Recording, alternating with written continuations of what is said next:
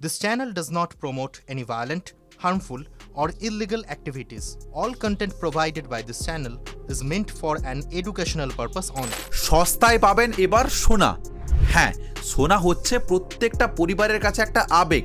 এটা কোনো শুধু একটা ধাতু নয়, এটা একটা ভরসা। কারণ মেয়ের বিয়ের চিন্তায় বাবার কপালের ভাঁজ পড়াই হোক, কিংবা বিপদের দিনে মায়ের বাক্স থেকে বের করা সে সম্বলই হলো সোনা। সোনা আমাদের রক্তে মিশে আছে। আমরা বিশ্বাস করি যখন সব রাস্তা বন্ধ হয়ে যাবে তখন কিন্তু এই হলুদ ধাতুটাই আমাদের বাঁচাতে পারে। হ্যাঁ, কিন্তু গত 8 মাস ধরে যা চলছে তা আমাদের বিশ্বাসের একটা বড় ধাক্কা দিয়েছে।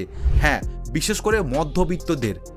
সোনার দাম এখন এতটাই আকাশ ছোঁয়া যে মধ্যবিত্তের হাত ফসকে অনেক দূর চলে গেছে। 10 গ্রাম 24 ক্যারেটের দাম প্রায় 1.5 লক্ষের কাছাকাছি।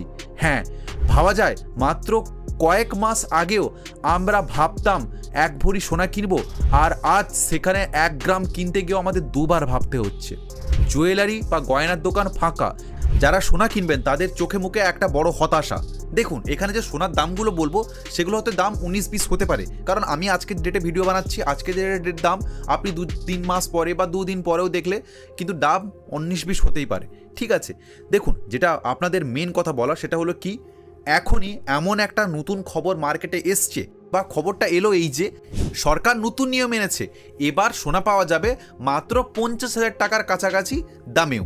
হ্যাঁ, আপনি ভাবছেন 1.5 লাখ নয়, 1 লাখ নয়, 80,000ও নয়, 50,000-এর কাছাকাছি 10 গ্রাম সোনা। না, নাম দেওয়া হয়েছে 9 ক্যারেট গোল্ড বা 9K গোল্ড। শুনতে স্বপ্নের মতো লাগছে, তাই না? আপনি মনে করছেন এই জন্য তো চাঁদ পেলাম, কারণ সস্তায় পাচ্ছি সোনা। কিন্তু দাঁড়ান, সব চকচকে জিনিস কিন্তু সোনা হয় না। যেমন আমি আপনাকে 50,000 টাকায় সোনার পাওয়ার কথা বলছি, তেমন এর সুবিধা অসুবিধাটাও আপনার জানা উচিত। হ্যাঁ, সরকার কেন হঠাৎ এই 9 ক্যারেট সোনা লিগ্যাল করলো? দেখুন, বাজারে 24 ক্যারেট আছে, মানে 24 ক্যারেট, 22 ক্যারেট। এই 9 ক্যারেটটা কী জিনিস? দেখুন, 50,000 টাকার কাছাকাছি সোনা আপনি আসলে যে কি কিনছেন সেটাকে তো আপনাকে জানতে হবে, যেটা আপনার আসলে কি বিপদের বন্ধু হবে। আপনার লকারে ওটা সিটি গোল্ডের মতো পড়ে আছে, কিন্তু দাম কোনো নেই। আজকের ভিডিওতে এই কয়েক মিনিট আমরা এই জিনিসটাকে বুঝবো এবং জানবো যে আমরা আসলে কি সোনা কিনতে পাচ্ছি, সোনার দোকান থেকেই কিনছি কিন্তু সোনা তো না, আসলে এটা সস্তা সোনা। সেটা আপনার লাভ হবে নাকি আপনার দীর্ঘমেয়াদী ক্ষতি, আগামী কয়েক মিনিট আপনি ভালো করে দেখুন। নমস্কার, বেঙ্গল মানি মেন্টরে আমি সন্তু দাস। আশা করি আপনি খুব ভালো আছেন এবং আপনার পরিবারের সবাই খুব সুস্থ আছেন। চলুন শুরু করা যাক। সরাসরি এই 9 ক্যারেট গোল্ডের ব্যাপারটা ভালো করে জানুন।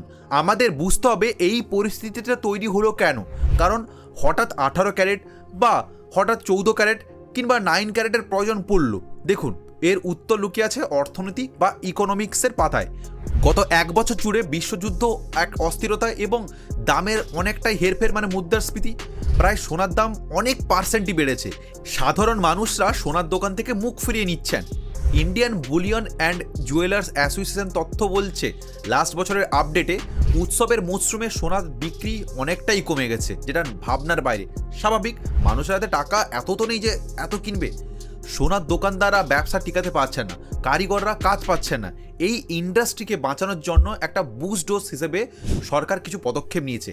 এমন কিছু একটা দরকার ছিল যা সাধারণ মানুষের সাধ্যের মধ্যে আসবে এবং মানুষ আবার দোকানে আসবে এবং যেটা সবথেকে সুবিধাজনক হবে। আর এই কারণেই জন্ম হলো 9 ক্যারেট হলমার্ক গোল্ডের। সরকার এবং ব্যুরো অব ইন্ডিয়ান স্ট্যান্ডার্ড মানে BSI সিদ্ধান্ত নিল এবার থেকে 9 ক্যারেটের সোনাকেও হলমার্কের স্বীকৃতি দেওয়া হবে, যাতে মানুষ অত্যন্ত নিশ্চিন্ত হতে পারে যেন তারা যে কিনছে সেটা সরকারি সিলমোহর আছে। কিন্তু এখন সাধারণ মানুষ সবচেয়ে বড় যেটা ভুল, এটা আমরাও ভাবি, সরকার যখন হলমার্ক দিচ্ছে তার মানে এটা নিশ্চিত খাঁটি সোনা। কিন্তু হলমার্ক মানেই কি খাঁটি, নাকি হলমার্ক শুধু আপনাকে বলে দিচ্ছে যে এটা কতটা ভেজাল আছে? চলুন এবারে একটু ভালো করে আমরা এটাকে চেক করি, আমরা এটাকে ব্রেকডাউন করবো। 50,000 টাকা আমরা কি সোনাটাই পাচ্ছি। দেখুন, ছোটবেলায় আমি কিংবা আপনি, আমরা প্রত্যেকেই ঐকিক নিয়ম করেছি, অঙ্ক মনে আছে? ঠিক সোনার হিসাবটাও আমরা তেমন করব। 24 ক্যারেট সোনা হলো মানে 100% খাঁটি বা 99% কাছাকাছি। এটি অত্যন্ত নরম, এক কাদা বা আটার দলার মতো। এটি দিয়ে গয়না বানালে তা দুমড়ে মুচড়ে যাবে, তাই গয়না বানাতে এতে ধাতু বা খাদ মেশাতে হয়, তাই না? মানে 22 ক্যারেট যা আমরা সচরাচর কিনি। এতে 91% ঠিক আছে কাছাকাছি সোনা থাকে, আর বাকি 8% বা 9%-এর কাছাকাছি 9%-এর কাছাকাছি তামা বা দস্তা থাকে, ঠিক আছে। আর 18 ক্যারেট কি? 18 ক্যারেট হচ্ছে হীরের গয়নাতে চলে, হীরে যেখানে গয়নাগুলো ব্যবহার করি ওখানে হয়। এতে 70% সোনা থাকে। এবার আসি যে এখন বর্তমান যে লঞ্চ হয়েছে বা নতুন এলো 9 ক্যারেট, মানে 9 ক্যারেট গোল্ড। এটা হিসেবটা খুবই সহজ। এর হিসেবটা কিভাবে?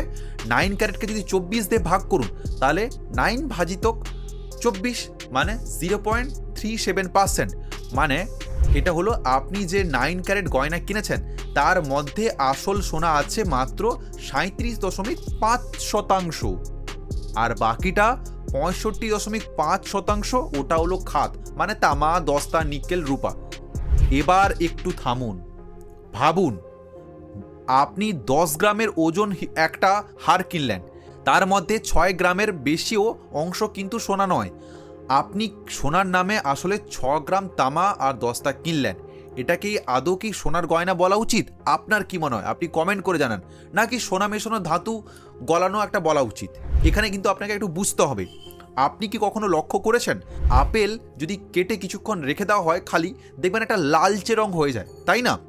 একে বলা হয় অক্সিডেশন। আর 9 ক্যারেট এই যে সোনার ক্ষেত্রেও ঠিক একই বিজ্ঞানটা কাজ করে।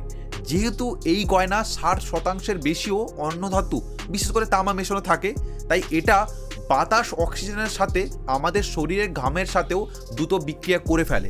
22 ক্যারেট সোনা বছরের পর বছর উজ্জ্বল থাকে এবং এটা সোনার নিজের একটা কোনো বিক্রিয়া করে না। কিন্তু এই 9 ক্যারেট গয়না 1-2 বছর বা 3 বছরের কাছাকাছি একটা তামাটে বর্ণ ধারণ করলেও করতে পারে। যেটা চকচকে দেখে আপনি গয়নার দোকান থেকে কিনলেন, 2 বছর পর সেটা দেখতে পাবেন পুরোটাই একটা ইমিটেশনের মতো লাগতে পারে। তখন আপনার ওই যে 50,000 টাকা কি জলে গেল না? আপনি একবার চিন্তা করে দেখুন। এবারে অনেকেই ভাবছেন তাহলে এটা আমার লাভ হবে না ক্ষতি হবে, তাহলে কেন এইবার এটা সরকার বের করলো? দেখুন, অনেকেই ভাবছেন যাই হোক ভাই, রং একটু চটে যাক কিন্তু দামে তো কমে পাচ্ছি, সোনাই তো কিনছি। আসুন আমরা এবার একটা ফাইন্যান্সিয়াল অঙ্কটা করছি এবং জায়গাটা খুব মন দিয়ে শুনবেন, কারণ জুয়েলারি দোকানের সেলসম্যান আপনাকে এটা কখনোই বলবে না। যে কোনো গয়নার দোকানে গয়না কেনার জন্য দুটো জিনিস থাকে, একটা হচ্ছে সোনার দাম এবং মজুরি, এছাড়া তো জিএসটি এক্সট্রা, সেটা আলাদা ব্যাপার। 22 ক্যারেটের সোনা নরম, তাই কারিগররা সহজেই তাতে নকশা করতে পারে, কিন্তু 9 ক্যারেটের সোনা এতে এত খাত বেশি থাকে, এটা অত্যন্তই শক্ত হয়। এটি দিয়ে সূক্ষ্ম ডিজাইন তৈরি করা কারিগরদের জন্য খুব কষ্টের সাপেক্ষ হতে পারে এবং সময় সাপেক্ষ। এর ফলে 9 ক্যারেটের গয়নার মেকিং চার্জ কিন্তু অনেক বেশি হবে, কখনোই এটা ওই 20%-30% পর্যন্তও চলে যেতে পারে।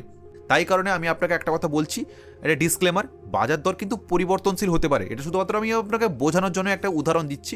ধরুন আপনি 50,000 টাকা নিয়ে বাজেট করলেন এবং দোকানে গেলেন এবং সেখানে বললেন আপনি একটি 9 ক্যারেটের সুন্দর নেকলেস একটি দেখলেন। এর মধ্যে আসল সোনার মেটেরিয়াল কস্ট 30,000-40,000 টাকার কাছাকাছি, আর বাকি 10,000 কাছাকাছি বা 15,000-এর কাছাকাছি আপনি মেকিং চার্জ এবং জিএসটি দিলেন, ঠিক আছে।